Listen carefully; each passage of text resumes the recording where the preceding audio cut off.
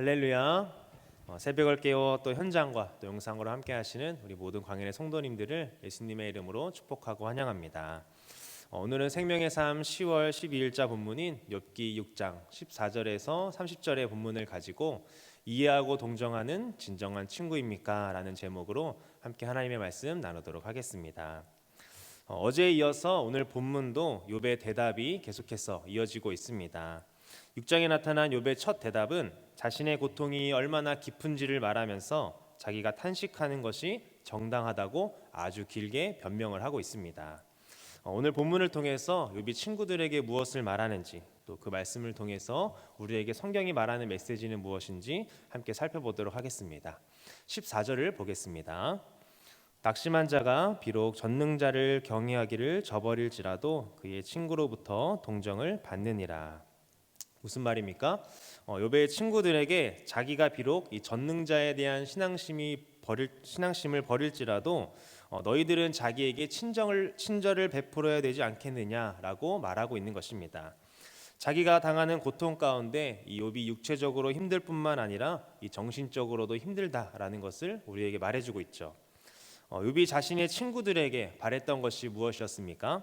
고통 중에 있는 자신에게 이 물질적인 부유함을 통해 재산을 회복시키거나 어떤 원조를 바랬던 것이 아닙니다. 자기가 겪는 고난에 대한 이 깊은 이해와 사랑을 바랬던 것이죠. 그러나 욥의 친구들 중 첫 번째로 말한 이 엘리바스가 뭐라고 말합니까? 욥이 하나님께 벌받을 일을 했기 때문에 현재 마땅한 벌을 받고 있다라는 것입니다. 욥은 자기 친구들이 자신에게 위로가 되지 않는 것을 어떻게 표현하고 있습니까? 우리 15절을 보겠습니다. 내 형제들은 계열과 같이 변덕스럽고 그들은 개울의 물살같이 지나가누나. 아멘. 욥은 자기 친구들의 모습을 이 시냇물의 마름 같고 또 계열과 같이 변덕스럽다라고 표현하고 있습니다. 욥은 친구들이 이 우기에는 범람하다가도 이 정말 물이 필요한 이 가뭄의 시기인 건기에는 바짝 마르는 와디와 같은 존재라고 비난한 것이죠. 와디는 이 건조한 지역에서 평소에는 마른 골짜기이다가 큰 비가 내리면 홍수가 되어 물이 흐르는 강을 말합니다. 이러한 와디는 아무 쓸모없는 것일 뿐만 아니라 여행하는 사람들에게 있어서는 더 큰 실망을 안겨줄 뿐인 것이죠. 경건하고 의롭게 보이는 사람 중에 이 와디와 같이 사람들을 실족시키는 경우가 있습니다. 예수님 당시에는 어떤 사람들이 이런 와디와 같은 존재였을까요? 바로 이 서기관과 바리새인들이 대표적인 인물입니다. 예수님은 마태복음 23장에서 그들을 가리켜 뭐라고 말씀하십니까? 서기관과 바리새인들이 하는 말은 행하고 지키되 그들의 행위는 본받지 말라고 우리에게 말씀하셨습니다. 서기관과 바리새인들이 이 겉으로 보기에는 의롭고 경건해 보일지는 몰라도 영적으로 추악한 마음을 가지고 있다고 예수님께서 평가하신 것이죠. 반대로 예수 그리스도로 말미암아 새 사람이 되어 늘 성령의 지배를 받고 살아가는 사람들은 세상 가운데 또 이웃들에게 어떤 존재가 되는 것입니까? 와디와 같은 존재가 아니라 이 사막의 오아시스 같은 존재가 되는 것입니다. 오아시스처럼 이 모든 사람에게 생명의 물을 공급하는 활력소 역할을 하는 것이죠. 이어서 욥은 자신을 이해해 주기는커녕 이 와디와 같은 존재인 친구들을 향해 뭐라고 말합니까? 21절을 함께 보겠습니다. 이제 너희는 아무것도 아니로구나. 너희가 두려운 일을 본즉 겁내는구나. 아멘. 욥이 뭐라고 말합니까? 이 친구들을 향해서 너희는 아무것도 아니로구나라고 말하고 있습니다. 건기와 우기의 변화가 심해 그냥 찾아갔다가는 이 낭패를 보기 십상인 와디가 이 친구들과 같다라는 것이죠. 결국 자신에게 친구들은 아무것도 아닌 존재가 되었다고 일침을 가하고 있는 것입니다. 친구들도 처음에는 이 욥을 위로하려고 하는 그런 좋은 의도로 욥을 찾아왔습니다. 그러나 그들은 이 욥의 비참한 모습을 목격하고 자신들의 선한 행위를 두려워하고 있었던 것이죠. 무엇을 두려워한 것입니까? 자신들이 이 욥에게 동정을 보였다가는 하나님의 분노의 대상이 될까 하여서 겁을 먹고 있었던 것입니다. 결국 욥의 친구들은 이 하나님의 참뜻을 바로 깨닫지 못한 이 어리석고 이기적인 행동을 보여주었습니다. 친구와 형제를 위해 깨어지는 삶이야말로 하나님께서 진정으로 원하는 삶입니다.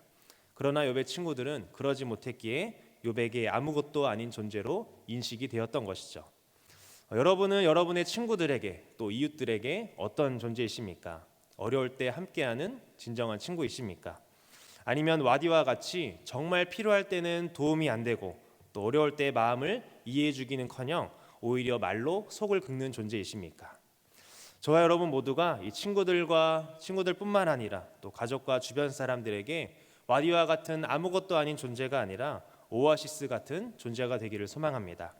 우리 안에 있는 그 예수 그리스도의 생명의 샘물이 차고 넘쳐서 이 주변에게도 흘려보내줄 수 있는 그리스도인이 되기를 간절히 소망합니다. 22절과 또 23절을 함께 보겠습니다.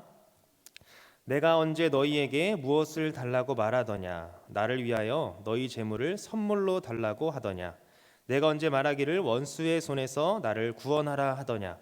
폭군의 손에서 나를 구원하라 하더냐? 아멘. 무슨 말입니까? 내용의 요점은 욥이 친구들에게 원한 것은 이 물질적인 도움이나 또 원수의 손에서 구원한 것과 같은 부담스럽고 위험한 행동이 아니라 단지 자신이 무슨 잘못을 했는지 깨닫게 해달라고 말하고 있는 것입니다. 욥은 친구들에게 이 진정한 이해와 또 동정을 요구한 것입니다. 친구들은 자기가 고난받는 것을 이 당연한 일로 주장하고 있는데 자신의 행동 중 거기에 해당되는 것을 구체적으로 지적해 달라고 말하고 있는 것이죠. 이어서 욥은 이 친구들의 옳은 말과 그리고 책망이 자신에게는 고통스럽다고 말하면서 이 실망한 자의 말은 바람에 날아간다라고 말하고 있습니다. 여기서 바람은 이 거치고 정제되지 않는 말을 가리키는 이 그림 언어입니다.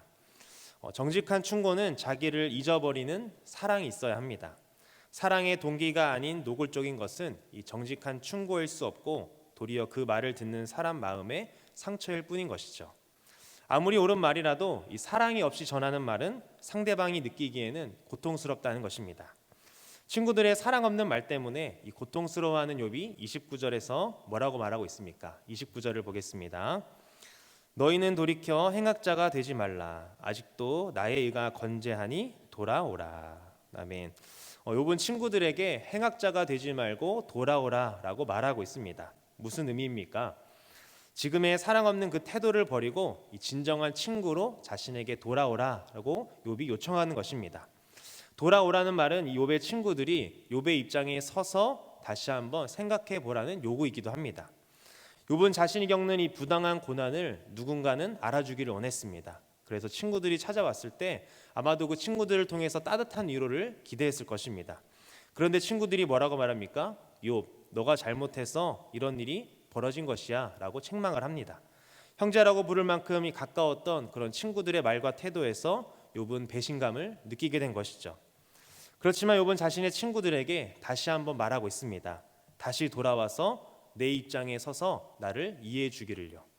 사랑의 마음으로 형제 내가 겪는 고난 가운데 무엇이 문제인지 함께 살펴봐 주기를 바라는 것입니다.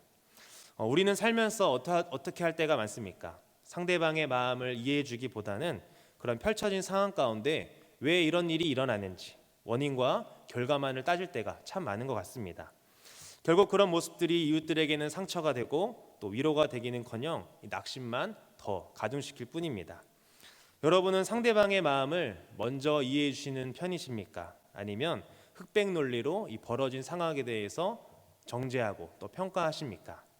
간절히 바라기는 고난당에 낙심한 자에게 가장 필요한 것이 이해와 공감임을 기억하며 진정한 친구와 이웃으로 사람들에게 다가가는 우리 광역교회 모든 성도님들 되시기를 간절히 소망합니다. 말씀을 맺도록 하겠습니다. 욥이 겪는 고난 가운데 더 힘든 것은 이 자신이 겪는 고난이 무엇 때문에 일어난 일인지 모르고 있는 것이 아니라 자신에게 사랑이 없는 마음으로 옳은 말을 쏟아내는 친구들의 말 때문이었습니다. 욥은 그런 친구들을 아무것도 아닌 존재와 같이 와디와 같다고 말하지만 다시금 친구들에게 돌아와서 자신을 이해해 달라고 내 입장에 서서 함께 생각해 달라고 말하고 있습니다. 여러분은 어떤 모습이십니까? 옳고 그름으로 상대방을 정죄하며 또 미움과 상처로 가득 찬 이 죽음의 언어를 사용하십니까? 아니면 이 상대방의 입장에서 이해하고 또 마음을 읽어주는 생명의 언어를 사용하십니까? 간절히 바라기는 여러분들이 이웃과 친구들에게 쓸모없는 존재였던 이 와디와 같은 존재가 아니라 사막의 오아시스 같은 그런 존재가 되기를 원합니다. 죽음의 언어로 생명을 소멸시키는 존재가 아니라 사랑의 마음을 가지고 상대방을 이해하고 생명의 언어로 이 사람을 살리는 우리 광양교회 모든 성도님들이 되시기를 예수님의 이름으로 간절히 축복합니다. 함께 기도하겠습니다.